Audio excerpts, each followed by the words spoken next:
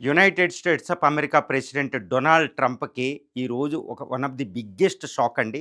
1774 నుంచి ఇప్పుడు 45వ అధ్యక్షుడిగా పనిచేస్తున్న అమెరికా అధ్యక్షుడు డొనాల్డ్ ట్రంప్ ప్రపంచం మీద ఒక పెద్ద యుద్ధాన్ని మొదలుపెట్టాడు. ఇది మూడవ ప్రపంచ యుద్ధానికంటే ఎక్కువ.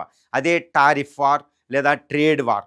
ఈ ట్రేడ్ వార్‌ని ఇల్లీగల్, అన్‌కాన్స్టిట్యూషనల్, రాజ్యాంగ విరుద్ధం, ఆయన అధ్యక్షుడిగా ఆయనకుండే అధికారాలను అధిగమించి మరి ఆయన అధికారాలు చలాయిస్తున్నాడంటూ డొనాల్డ్ ట్రంప్ మీద ఆ దేశ సుప్రీం కోర్టు, ఆ అమెరికా రాజ్యాంగం ఆర్టికల్ 3 ద్వారా 1789లో ఫామ్ అయిన సుప్రీం కోర్టు ఈరోజు తీర్పు ఇవ్వడం జరిగింది.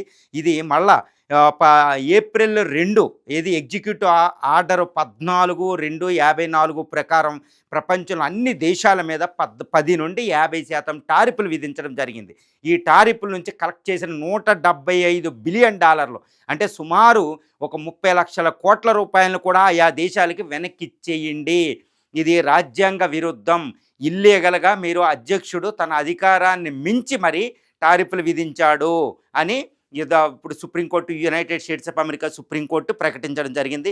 ఈ 9 మంది జడ్జిలు, చీఫ్ జస్టిస్ రాబర్ట్సన్ అధ్యక్షతన ఇది ఇవ్వడం జరిగింది.